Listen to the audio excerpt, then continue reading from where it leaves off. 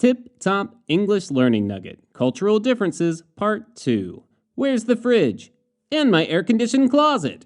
In last month's Learning Nugget, we looked at a few variations in US and German housing norms. While putting it together, we came across so many interesting distinctions that we couldn't resist extending the theme to a second month. Keep reading to learn why most Americans would be amazed to learn you don't have air conditioning, had to buy your own kitchen for your first apartment, and know people whose homes don't have a single built-in closet. No air conditioning. Something people from the US are often shocked by in Germany is how few homes and businesses have air conditioning, AC, which is a given in most regions of the United States. Especially if they happen to arrive during a warm spell in summer, Americans find it hard to understand how or why any place would choose to go without instant cooling indoors. So, what are the reasons for this difference? One of them is how Germany's northern European climate is generally milder in the summer than most places in the States. Remember that other than Alaska, the most northern point in the US is roughly even with Mannheim, Germany. Another is that energy prices in the US are extremely low by German standards.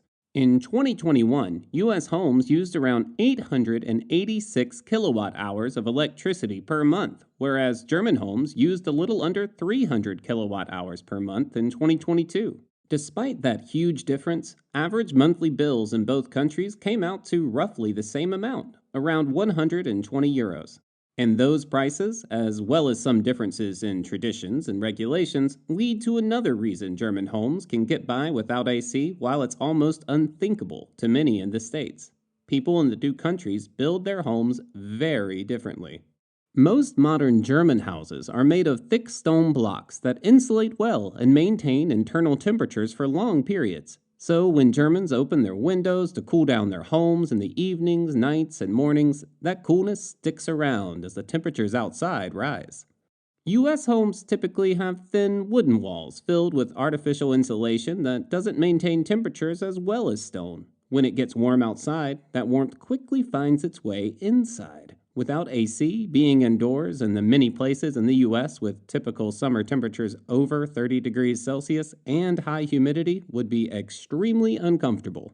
Of course, if energy prices were higher in the US, architecture would likely adapt to allow people to be more efficient. It will be interesting to see if this occurs as the world faces the realities of climate change. Bare kitchens and missing closets.